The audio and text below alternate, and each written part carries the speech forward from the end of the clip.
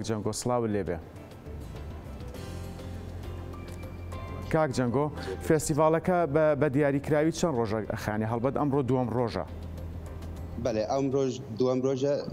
بەیانی بکۆتایی دێ فستیڤال سێ ڕۆژن هەر ساڵ دو ڕۆژ بوون ئیسال مەکرد سێ ڕۆژ وەکو وەشی بەحسی کردە فستیڤال بە ناوی دەرهێنەرە نەمەر تاها کەریمیە. بەڵێ کاک جەنگۆ دوێنێ چەند فیلم نمایش کرا پرۆگرامی ئەمڕۆ چی ئەمڕۆ چەند فیلمی کە نمایش دەکرێت لە فێستیڤال؟ فستیڤال بە تەواوی 15 فیلم نمایش دەکەن. بەڵێ دهۆ فیلمێکی درێژ یا دەرهێنەرێ کورد هێژا دەنگ جان و ڕۆژبیان بوو. ئیرۆ 8 فیلم نمایش دەکەن و سبێژی 7 فیلمن لەگەڵ بەلافکردنە خەڵاتە. باشە کاک جەنگۆ جیاوازی فێستیڤاڵی ئەم ساڵ بەراورد بە فێستیڤالەکانی ساڵانی ڕابردوو چیە بە شێوەیەکی گشتی؟ شێوەیەکی گشتی ئەم ساڵ سێ ڕۆژن وەک مەگوتیە ئەم ساڵ هەنێک شەرت و مەرجی فستیڤالێک گەلێک ماقۆرسکردن و دین ساڵێ بۆری نیزکی 3000 فیلمش مەرات 122 دەوڵەتان هاتن بەڕاستی کارێکی گەلێکی قورس بوو و گەلێک فیلمین هۆبی بوون ئەم بێژن یان نەلوە ئاستی فیلمێ دین بوون ji ber we me îsal kir şert û merc tuzekî zehmet kirin ku em bikin حيث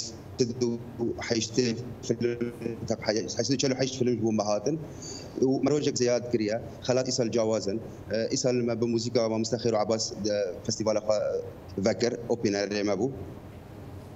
بله بەڕێز جەنگۆ شەریف وەک پێشتر باسمان کرد بۆچی فێستیڤاڵی ئەم ساڵ بە دیاریکراوی بە ناوی هونەرمەندی کۆچکرد و تاهای کەریمیە؟ وەکوون دەزانن هەر ساڵ دەرهێنەرێ وەکی ڕێزگرتن ji بۆ wan me gotibû sê sal ji bo derhênerê Nemir Yılmaz Gunê bû îsal jî ji bo derhêner Taha Kerîmiye em wek rêzgirtin ji bo derhênerê me Kurd کۆچە داوی کردبوون. بەڵێ کاک جەنگۆ لە پەراوێزی فێستیڤالەکەدا وەرکشۆپ سیمینار بەڕێوە ئەچێت؟ لە ناو فستیڤالەکەدا ئەمڕۆ وەرکشۆپێکی هەیە دەرهێنەرێکی کورد جانۆ و لەگەل دیۆپیەکی ئەم بێژن عەرەب هەموو بزمانی ئینگلیزیە لە ستودیۆ لەنها بەڕێوە دەچەیە و لە سیمینەرژی هەمان دەم سیمینەر هەن هەردوو فیلم نمایش دەکەن وزان فستیڤالە یەک کوردە فیلمانە هەردوو فیلم نمایش دەکەن گفتوگۆ و سیمینەر لەسەر ئەو هەردوو فیلمات بە بە ئامادەبوون ئەو دەرهێنەرێک و ئەو فیلمانە حاضر بکەن. باشە بەڕێز جەنگۆ شەریف فیلمەکانی فێستیڤال بە شێوەیەکی گشتی بەرهەمی چه وڵاتێکن چەند فیلم لە کوردستانەوە وەرگیراون و نمایش دەکرێن؟ بالراستی 48 فیلم وەک گوتی هاتیە شن دەکان ji بۆ مەهاتنە هەرچەندە ناوان دەشی هەر چەند پارچەی کوردستانێنە فیلمین ئەمڕۆ یەکەم فیلم ئەس بێژم فیلمێکی سووریە دووەم فیلمژی پشتا فیلمین کوردی ئیسال نزیکەی 5 فیلم کوردی داو دیکەن ئەم ساڵ بە ساڵ دەبینین و ئاستی فیلمین کوردی بەڕاستی بەرز بوون ji ber we خەڵاتێکی تایبەت ئێمە لە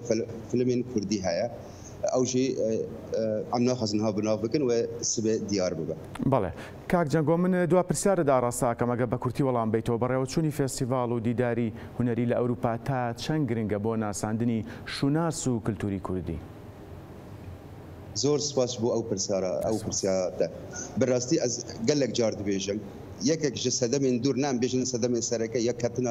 yeketiya Sovyet filmên xerbî ku dixistin nav yeketiya Sovyet film û kultur gelek girîng ku mero derbasa nav civata Ewropiyan ke civata Xerbiyan ke ev festîvala me diho nêzkî 500 kes ji wana em bêjin beşekî gelekî mezin ku em bêjin seda 40-50 Alman bûn hatin li mûzîka Kurdî gudarî kirin hatin li kulturê me Kurdî dîtin hatin cilû berkeke çû portê me Kurdî dîtin ji ber we gelek girîng ku dixwe bi rengekî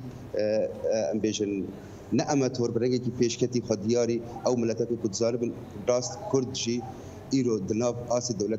dewletên cîhanê de ewan jî festîvalekî nav dewletî heye festîvalekî international heye ji xelkê diyar ve kulturê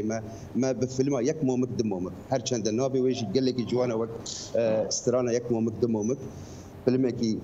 komîdya reş e hate diyarkirin hemû ئەو فیلمە کولتورێ me hemî têda bû hemû kesan dibînin îro her wiha her roje qsekirdin û dengkirin li ser